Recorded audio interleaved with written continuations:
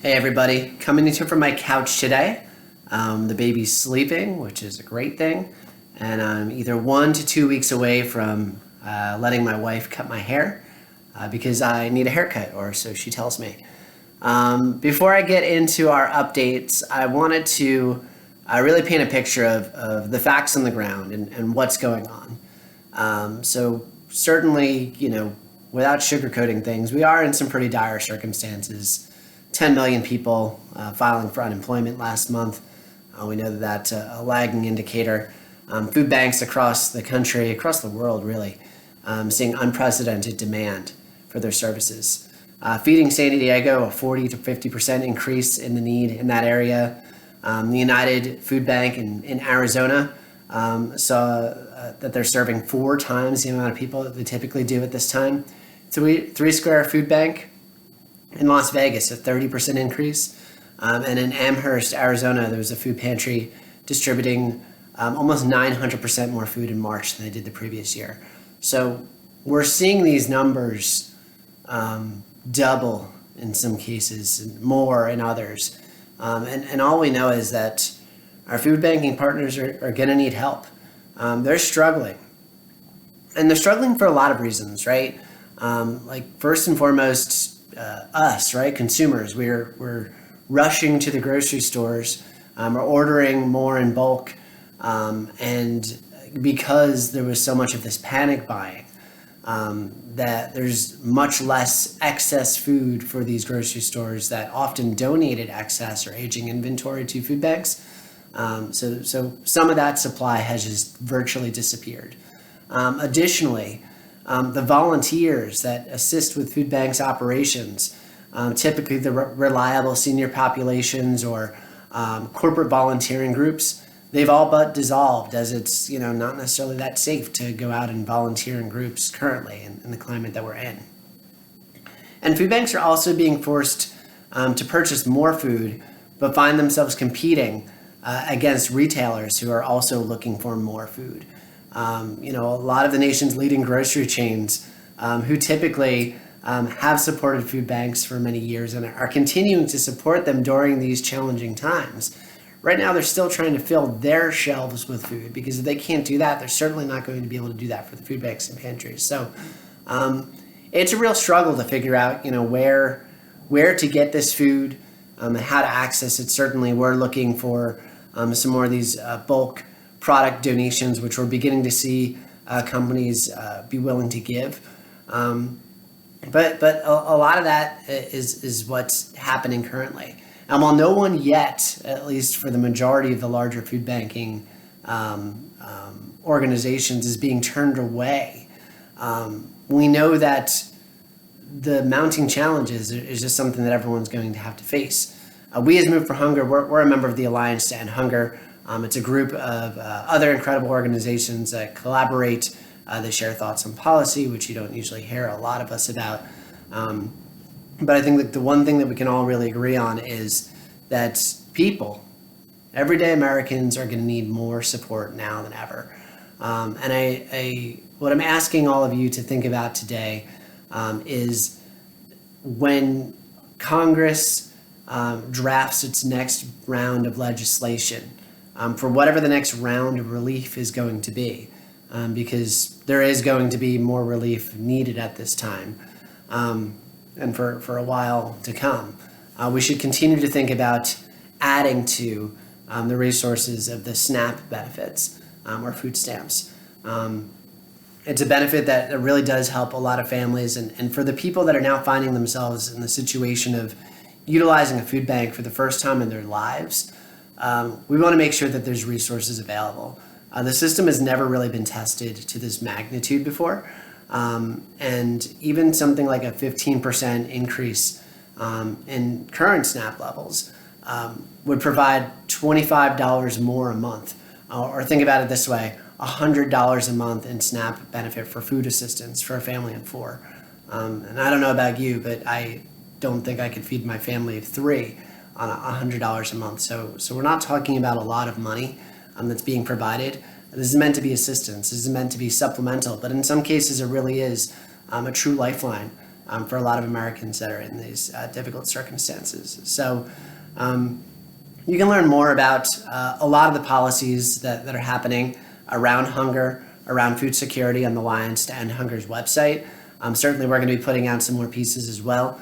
But I just ask you all to educate yourselves, because there really is a lot of need right now, and the federal response to this crisis is going to be just as important as the public and private sector's response to this. A few things that made me smile over the past week. Once again, Worldwide Moving and Storage, they rescued over 14 pallets of cucumbers and tomatoes from a nursery greenhouse out in California and delivered to Food Share of Ventura County. Pretty amazing. I gotta give some love to Go-Go Squeeze.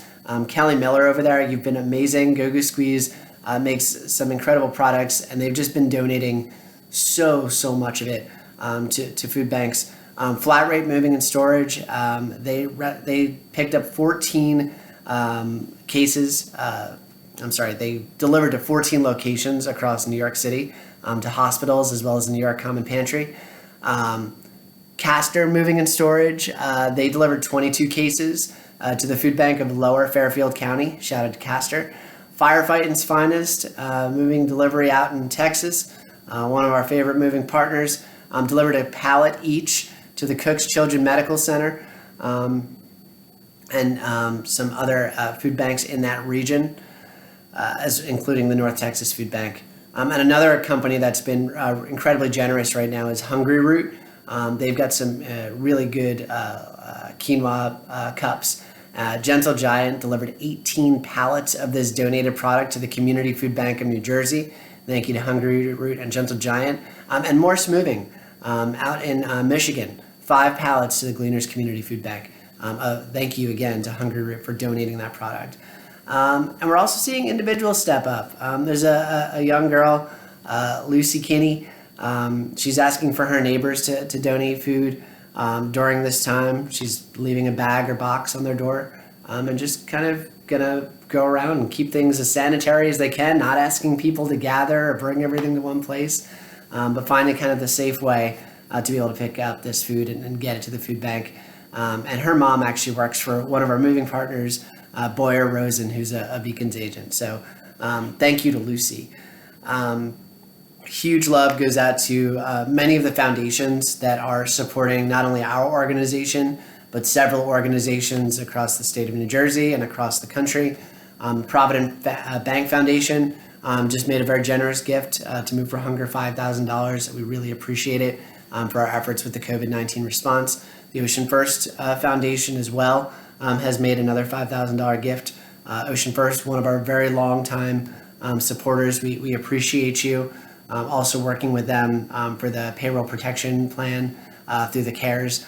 They've been incredibly responsive. So again, just want to thank my organization's local bank that's been helping us in this situation. And the Assurant Foundation. Assurant is a new partner of ours as of last year. And they're finding some ways to digitally get their employees engaged during this time. And the Assurant Foundation is leading those efforts. So we'll have some more updates on what Assurant is doing in the weeks to come. North American Van Lines, one of our oldest partners, continues to be a big supporter along with Serva Relocation as well. So I want to give them some love. Some North American agents doing some really great work right now. Rainbow Movers out of Franklin, Massachusetts, fed about 50 people over the past week. A1 Moving and Storage out of Tulsa, Oklahoma, fed about 100 people over the past week. A1 Moving in Dallas, Texas, rescued 300 pounds of food and delivered that to the North Texas Food Bank recently. And Beltman Relocations of Minneapolis, with the help of AAA Movers, actually helped move the Second Harvest Food Bank out there, moving that whole facility and helping them not close down. And as we were just talking about how detrimental it would be to see a food bank close, even for a short period of time. So Beltman, thank you for assisting that food bank with their move. We also have some new monthly donors that are supporting the organization. Sarah Lee of Entertainment One, thank you for your support. Stephen Rodriguez, Brian Callahan, Christopher Zauka, Scott Hunt, thank you for your support. Tommy McClassen, a Fit Body Boot Camp, Angela Lozano, and Travis Thomas. Thank you for being monthly donors and supporting our efforts. There's a lot of positive stories coming out. Again, if you're a company that has a lot of food that you'd like to donate, non-perishable food, please reach out to us. We'd love to help coordinate that at this time. If you'd like to organize a fundraiser or make a donation, you can do so on our website. And if you're interested in learning more about ways that about the federal response through supporting our efforts to increase SNAP funding in the next legislative process, again, you can visit the Alliance to End Hunger's website or reach out to us and we can provide you with those resources. So for now, please stay healthy, stay safe, and thank you to everyone that is working together to support our nation's communities' food banks during these times. I'll talk to you all again very soon.